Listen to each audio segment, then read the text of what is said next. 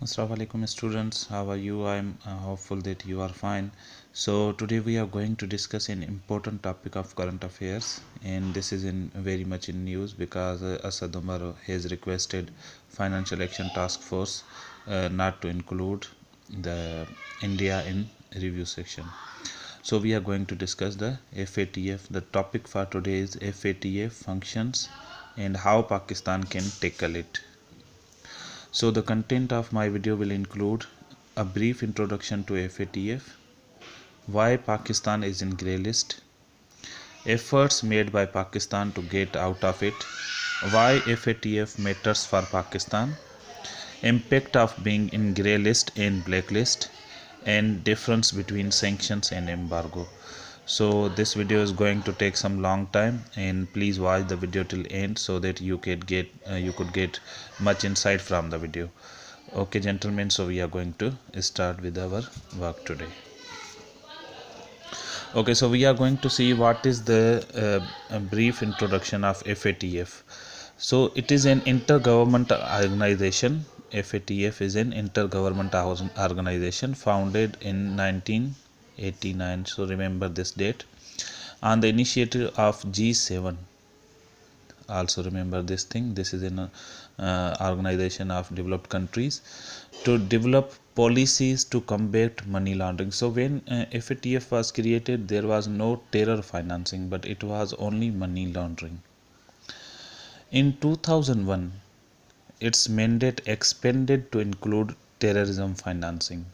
So terror financing was included in 2001 after the 9/11.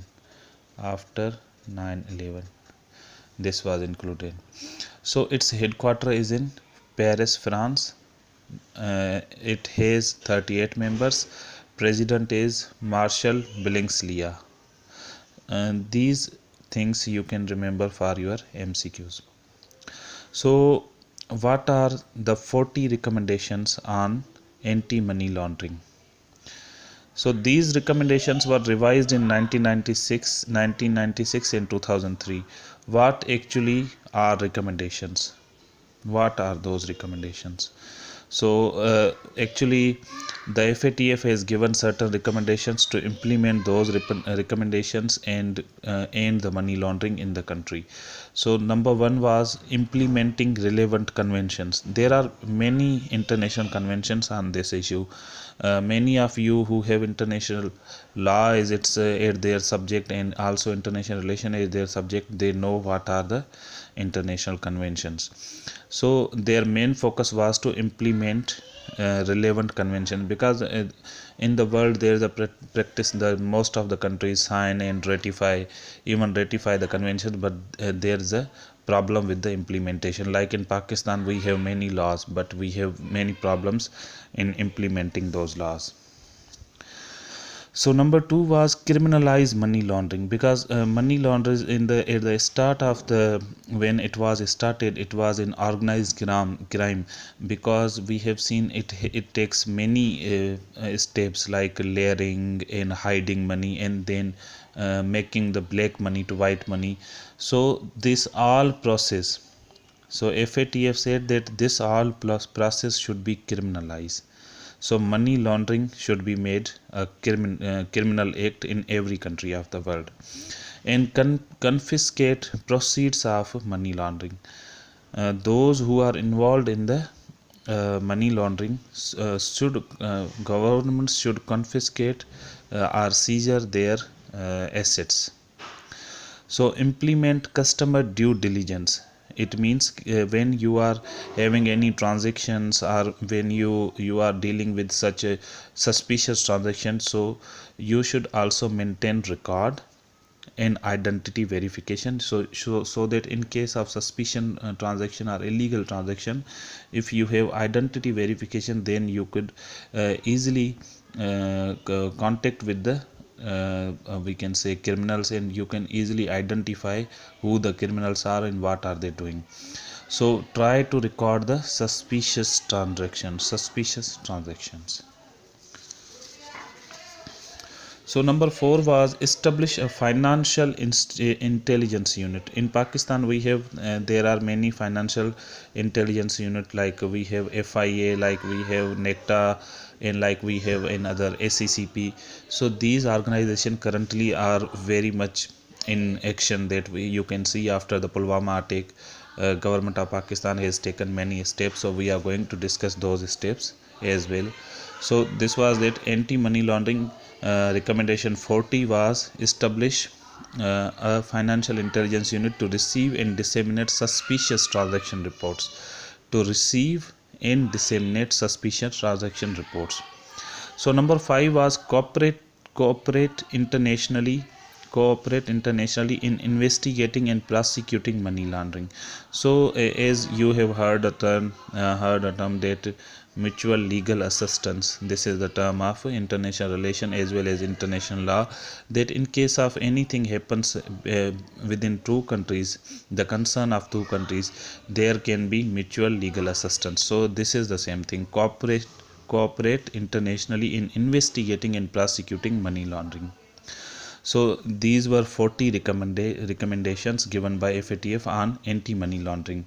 So I have pointed out the main recommendations of that. And after 2001, special recommendation 8 were given on terror financing in October 2001. In September 2001, 9/11 took place, but in October 2001, special recommendations came out of FATF. So this was to target non-profit organization like NGOs. So new rules on weapons of mass destruction, corruption and wire transfers, recommendation 16. So this was also highlighted after the 9/11. So this is not that much important, but we have to discuss special recommendations on anti-terror financing and 40 on anti-money laundering. So what is non-cooperative countries and territories? So this is a list. These are lists by FATF. So those countries who have low risk of anti-money laundering and terror financing are put in low risk. There is no such list. So those countries who are at high risk are put in blacklist. And those countries who have medium risk of anti-money laundering and terror financing, they have put in grey list. So these three lists have been maintained by FATF. So actually we have seen that when FATF was created, these recommendations did not help FATF. In international law, there is no force to implement those laws. But actually this is the game of reputation. This is the game of displaying your reputation, what the countries are doing. Take an example of the local community. If any person who does not deal you in a good manner, then you will not do any trade with that person, or you will not come in any contact with him. So that is the case with the countries are basically like persons. There is a social environment among countries. So whenever these things happen, the reputation of a country becomes very dismal. That's why countries try to be out of these lists.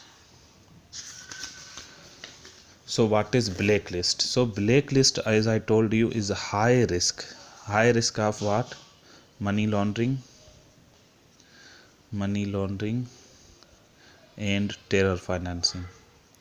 So there are two countries in the blacklist currently. Number 1 is Iran and number 2 is North Korea. So there are embargoes on those countries. So we will see what is difference between embargoes and sanctions. So grey list, 8 countries including Pakistan. There are 8 countries in grey list including Pakistan. This is medium risk, not high risk. So we have to see why Pakistan is in grey list. Number 1, money laundering. We have seen money laundering is common in Pakistan, but we are tightening the noose of money launderers nowadays in Pakistan Tehreek-e-Insaf government.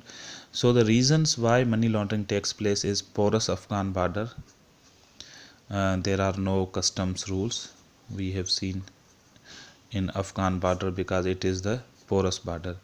Iran border, so we have seen that oil is brought from Iran, and in Balochistan you can go and you can easily buy cheap cars which are unregistered, non-customs paid. So this is the form of money laundering. Organized crime, like we have seen the fake account case. So this is the organized crime in Pakistan, especially, in which black money is converted into white money through layering.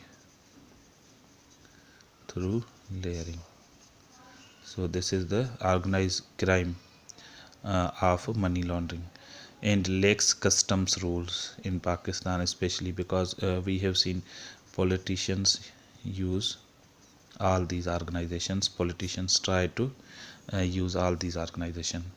So these are the main problems of Pakistan in money laundering, and there are also problems with hawala and hundi system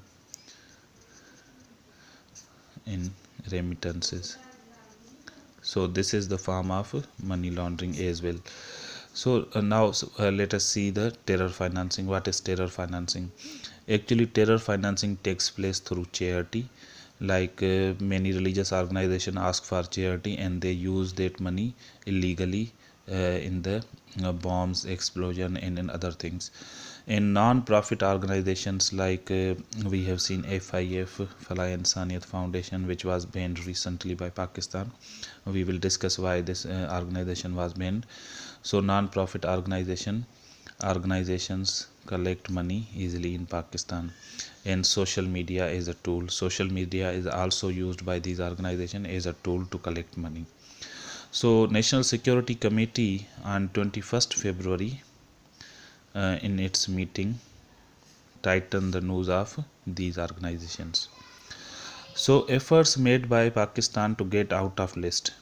Number one, tightening the noose of on all its borders. We have seen there is fencing going on in between Afghanistan and Pakistan, and also we have seen there are certain customs regulations have been put in Iran border. So they have tightened the noose of all its border. Number two is corruption control. We have seen there is an ongoing case of fake accounts which is proceeding in Supreme Court and in NAB. So fake account case is a very familiar case. Corruption control, like convicted Nawaz Sharif as well. So these are the measures taken by Pakistan on money laundering. Banning organizations have been banned on anti terror financing. We have seen United Nations Security Council freezing and seizure order 2019. This is very important. You should go through this order, freezing and seizure order 2019. So as in the first recommendation, anti money laundering and terror financing recommendations, we saw that you have to control, freeze and seizure those organizations which are involving in this process. So this was the act of Pakistan, United Nations Security Council Act 1948. So this was amended and it was brought about in 2019, that United Nations Security Council freezing and seizure order, after which we have seen Jamaatul Dawa, Falai Insaniyat Foundation, Jaishul Adal, Jaish Muhammad.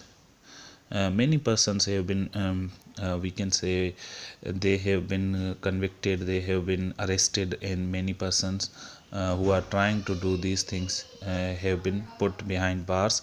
Another factor is that there are many organizations whose assets have been freezed and whose assets have been seized by the government. There are 54 such organizations and 70 persons have been arrested. So if you are going through news, you know all these things.